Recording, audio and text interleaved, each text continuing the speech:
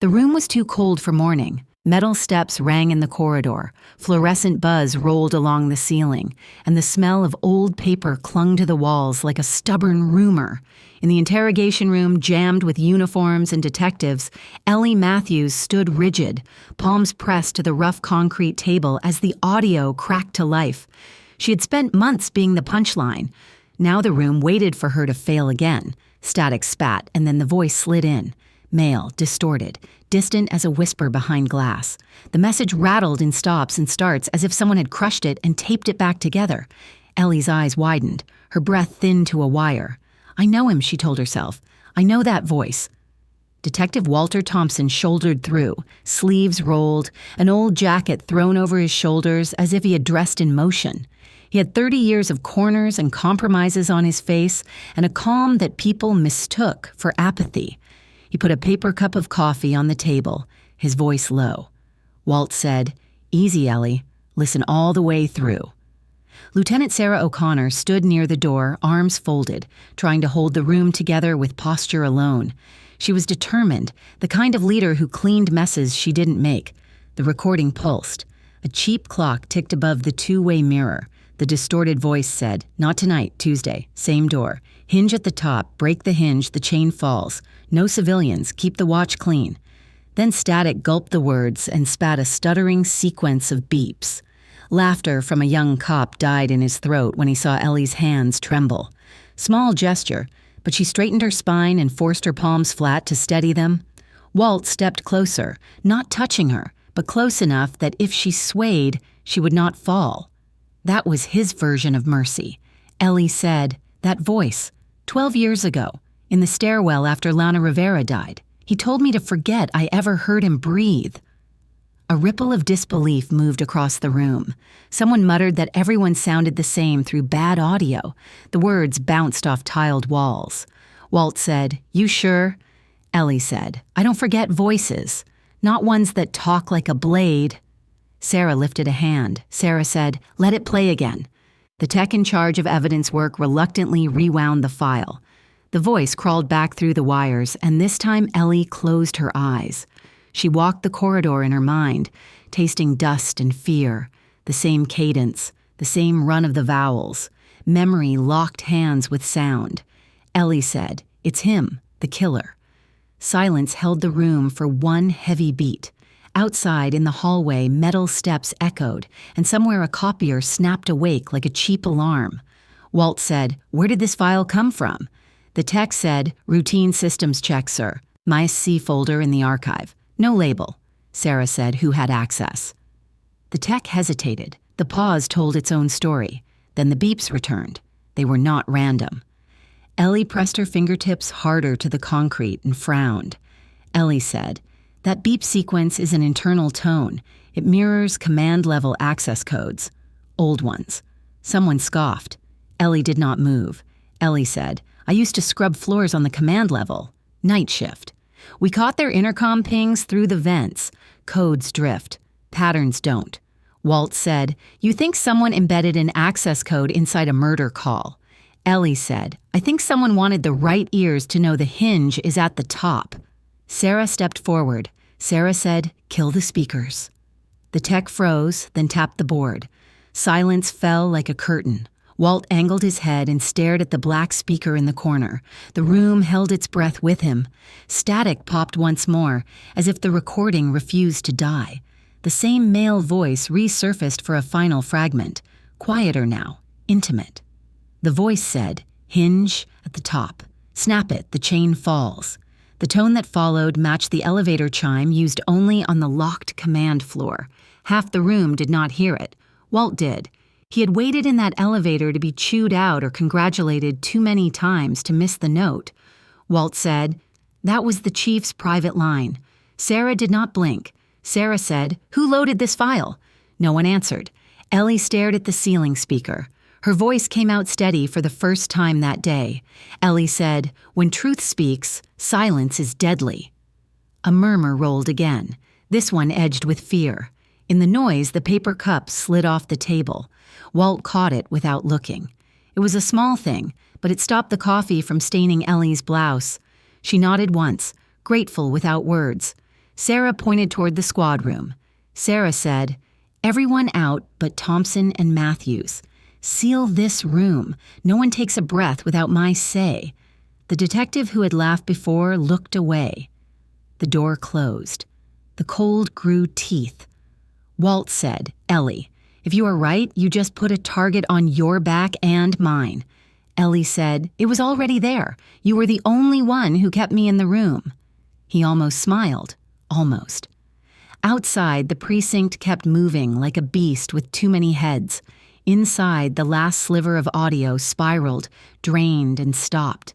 The silence that followed did not feel clean. From somewhere inside the wall, a faint echo of the final tone lurched up and died, as if the building itself had a memory. Walt's jaw tightened. He had heard that tone in places where doors opened onto decisions he could not undo. He looked at Sarah. Sarah looked at the recorder. The three of them understood the same thing at once. The message was not just about a killer, it was about the hinge at the top. Behind the silence, a hidden layer flickered on the monitor and flashed a coded tag tied to the chief's internal directory, a breadcrumb that, if followed, would rip through the chain of command. Hours earlier, before the crowd and the static, Ellie had stood at the reception counter fidgeting with the strap of her old handbag. She had come for a routine check-in on a dead-end tip she had given months ago. They had given her a plastic visitor badge and a chair that wobbled. The day moved on without her. The evidence tech had been testing a batch of archived files for an audit. An innocuous label blinked on the screen. The tech had pressed play and then left to answer a ringing phone. The first seconds of the voice seeped into the air. Ellie lifted her head like someone hearing a name in a foreign country. She stood, touched the counter to steady herself, and asked if that file could be played again. The tech looked annoyed until she said the word killer without blinking. Walt had been in the hallway talking to a patrol sergeant about an assault case that would not stick. The radio chatter ran hot. He had glanced into reception, saw Ellie's set jaw, and remembered her from months ago when everyone laughed at the woman who insisted she had heard the killer breathe. He told himself he was only going to move the scene along. He walked in. He listened. He did not walk out. Walt said, "You hear this before." Ellie said, "In my head, not here, 12 years back."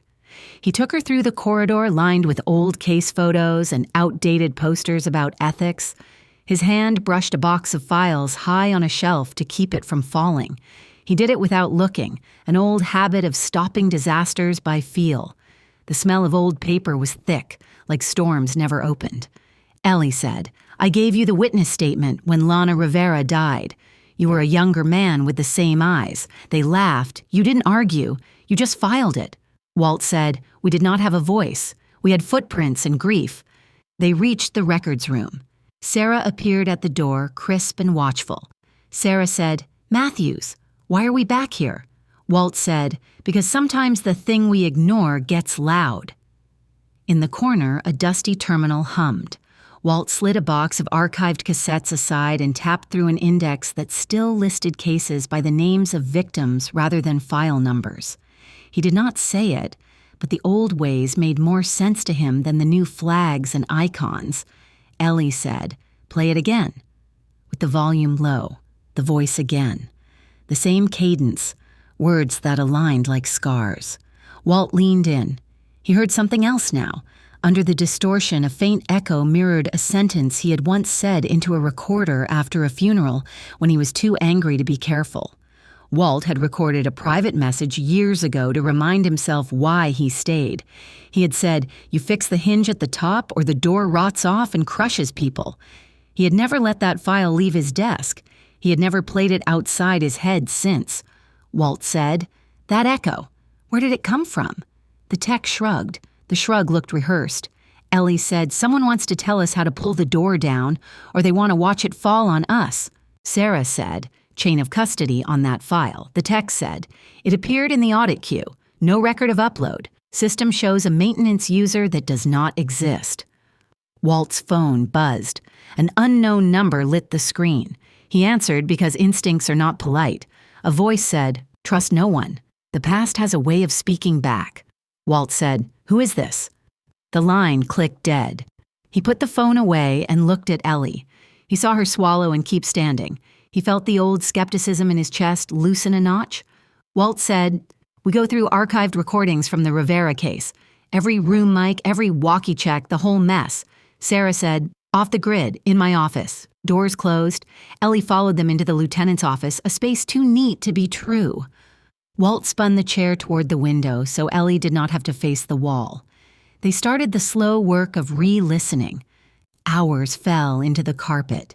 In one dusty recording, a faint elevator chime tucked into the background matched the tone Ellie had mentioned. In another, a quiet breath between words matched the rhythm Ellie had described in her original statement, the one that had been ignored. Ellie said, "He paused like he was counting. Then he slid his words forward. Same pause here. Same pattern." Walt said, "Or someone who knows his pauses wants us to think it is him." Sarah said, "Either way, someone wants our attention." A rookie knocked and slid a manila folder onto the desk. The label read, "Rivera Evidence, Supplemental." Inside, a transcript of a recording they had not requested sat folded. The last line was a sentence Walt had said in private 12 years ago, typed out verbatim.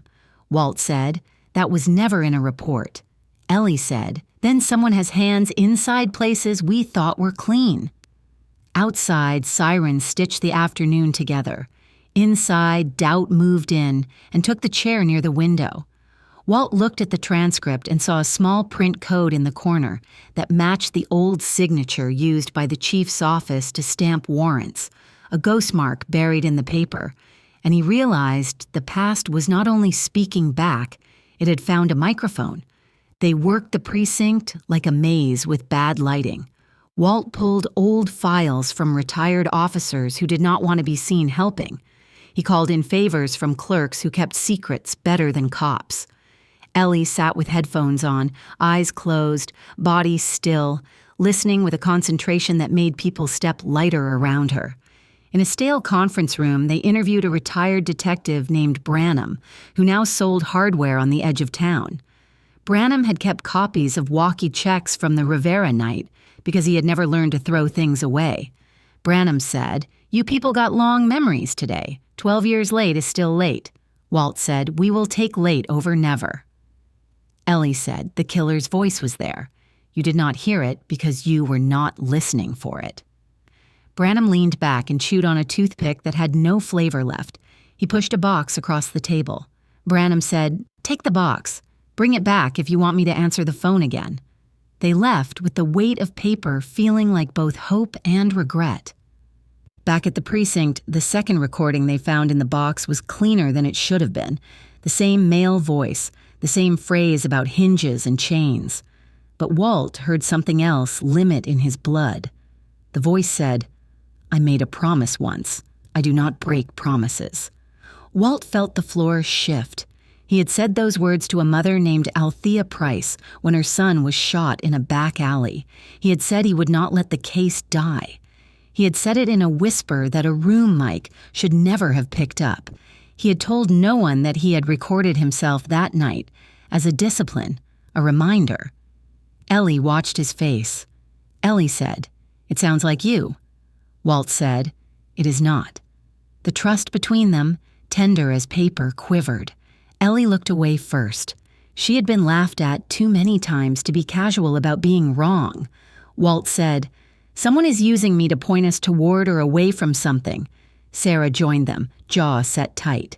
Sarah said, "Internal Affairs is sniffing around. Someone tipped them that you and Matthews are pulling files off book." Walt said, "Let them sniff. We have a killer using our own voices to play us." Ellie said, "Not just a killer, a conductor." The afternoon sagged into evening. Walt's phone buzzed with a new message. No number, no name, only text. The insider said, "The truth isn't what you think." Walt showed Ellie. She raised her eyebrows. She believed in chance the way prey animals do, only when it ran out.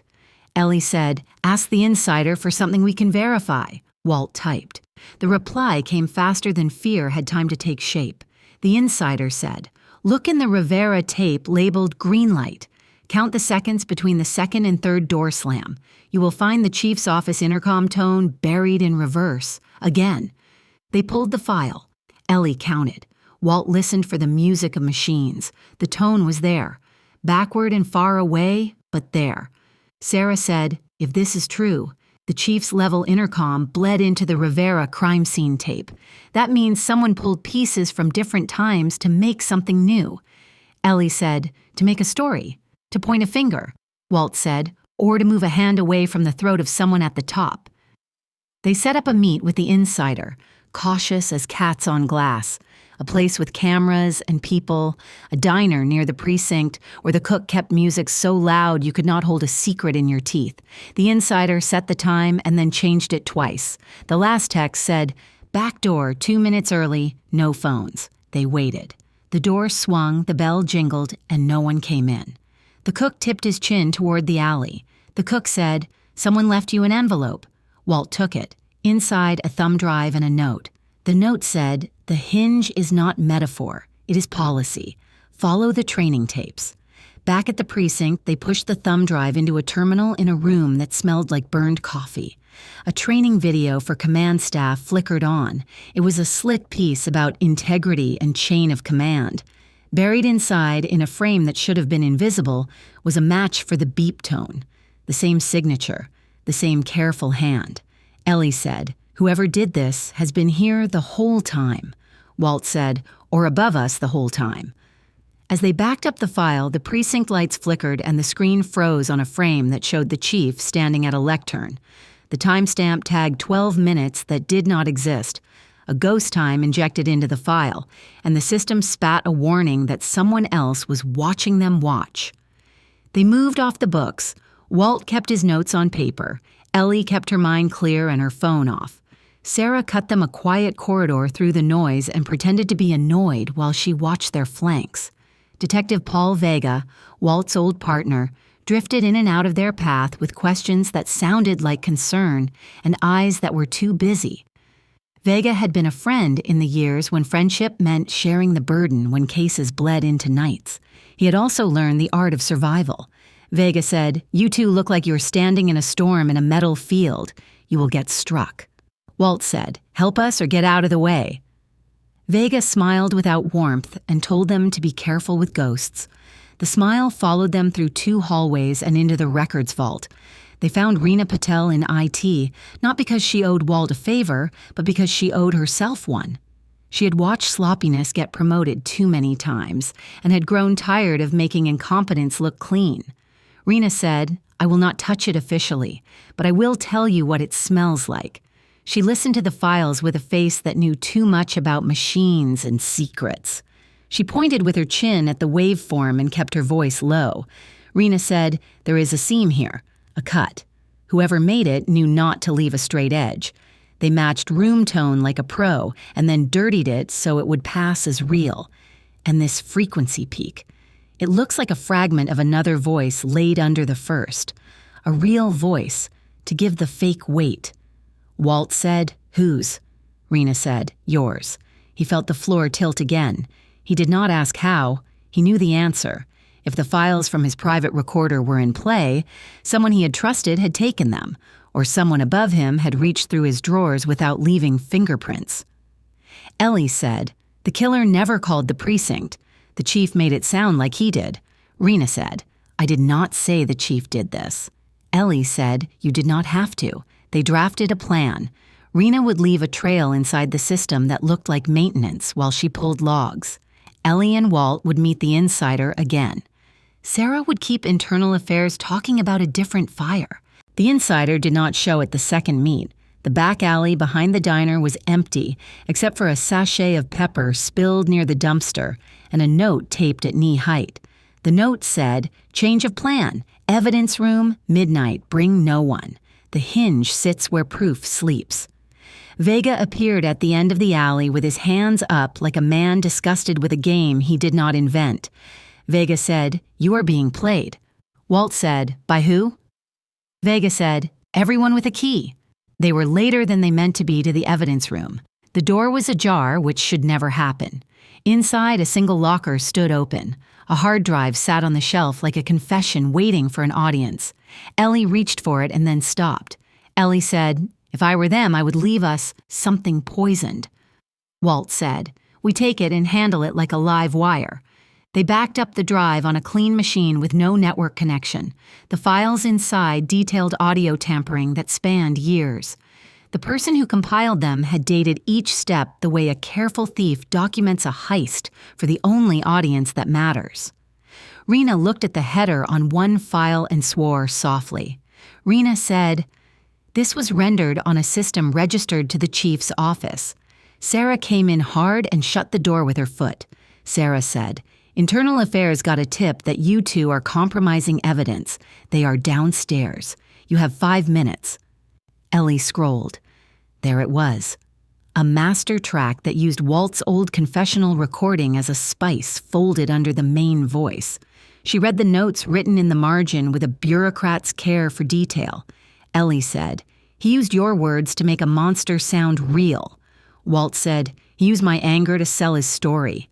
They arranged to move the proof to a safe spot and to get it in front of a judge who still believed in the law as a blade that could cut clean. Rena set fail-safes that would push copies to media if the files were altered. It was a crude net, but it was better than faith.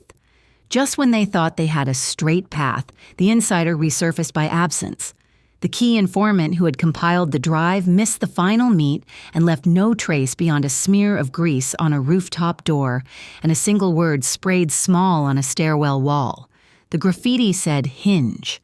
The hallway camera that should have caught the last person to touch the evidence locker had its lens inked from the inside, a trick only someone with a master key could pull.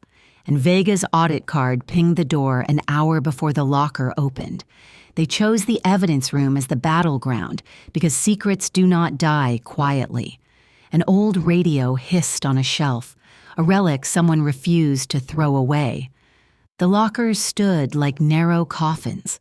The air tasted like dust and intention. Ellie said, "We should record this where everyone can hear it." Walt said, "We will. But first we hold the room." Sarah arrived with 2 sergeants she had vetted during years of boredom and blood. She kept them at the door. Inside, Ellie and Walt laid out the proof. Rena stood by a terminal with a cable in her hand like a fuse. The chief came in slow, 3 command staff behind him, a smile too soft for his eyes. The chief said, "Walter, Eleanor, Lieutenant, what a cozy rebellion." Sarah said, "This is not a rebellion, this is a reckoning." The chief glanced at the hard drive as if it were dust.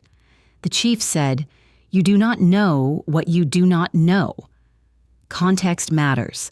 Ellie said, "Context is the word people use when they want to lie slowly." Walt stepped forward. Walt said, "You use my voice to animate your lies. You built a killer that spoke with a chorus you controlled." The chief said, "I built nothing. You hear only what you want to hear." Rena plugged the cable into the old radio and then into the terminal. She hit play. The training video rolled, then the hidden seams. The master track unfurled its edits like stitches ripped open. The chief's intercom tone pulsed under the killer's false breath. The margin notes displayed calm as a ledger. The chief said, "You cannot prove I touched this." Sarah said, "Chain of custody on the system. Access logs under your office. Maintenance user backstopped by your administrative aide's credentials. You left prints you thought were invisible." The chief turned to Walt. The chief said, "Do not throw away your career for a woman who hears ghosts." Ellie stepped into his line of sight. Ellie said, "The ghost learned to speak because you taught it." A command staffer reached toward the bank of lockers as if to trip a switch.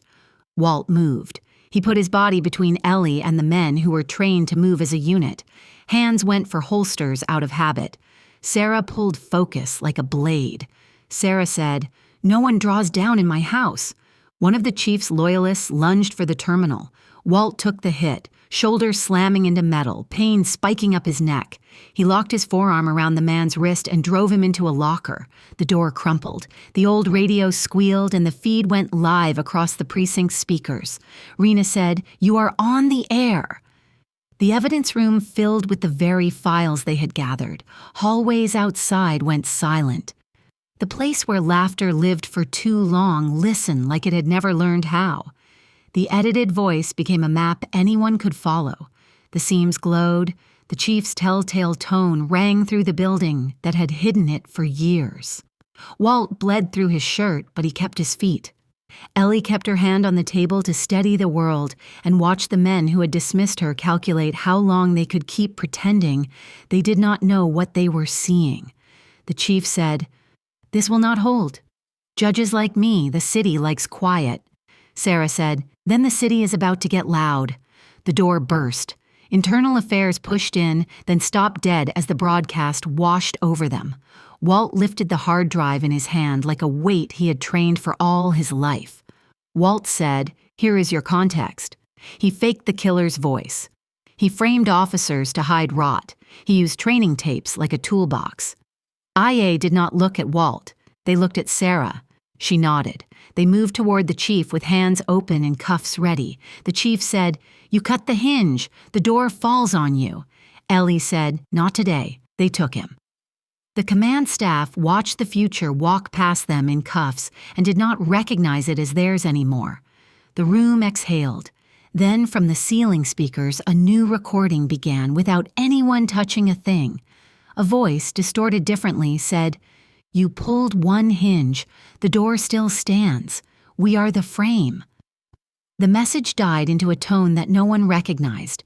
It was not the chief's. It came from somewhere deeper, a network that preferred shadows to offices. The precinct feel shifted. The beast had been wounded, not killed. After, the city woke to headlines about a chief in cuffs and a department that had forgotten the difference between noise and truth. Sarah became acting chief with a face like granite and a to-do list like a prayer. Rena took a vacation before the storm got names. Internal Affairs spun and spat out a handful of quick suspensions to look busy. Walt sat in the hospital with a sling and a notice of administrative leave on his lap. He stared at it until the letters stopped moving. Ellie stood by the window and watched a rain that began without warning. Trace lines down the glass. Ellie said, "You used your body to keep the proof in the room." Walt said, "You used your voice to keep us from giving up." He looked at her and saw what the city had refused to see for too long. "Courage looks like a 62-year-old woman whose hands shake and do not stop her," he said. "I want to believe the system can fix itself." Ellie said, "Systems do not fix themselves. People do, or they do not." He smiled, small and real. She smiled back, tinier and more dangerous. Weeks later, reforms that once lived only in speeches found themselves written into memos with teeth. Outside consultants slouched through hallways. Old shields went into drawers. Some careers ended in the quiet way that looks like retirement. Others began with eyes open. Ellie stood at a community meeting and spoke into a microphone that gave her no feedback at all. Ellie said, "When truth speaks, silence is deadly. We were quiet too long. We will not be quiet again." The room listened. Somewhere in the city, a door hinge creaked. Somewhere else, a hand reached for a frame. The fight was not over. But the first voice had been heard, and it had wrecked the easiest lies.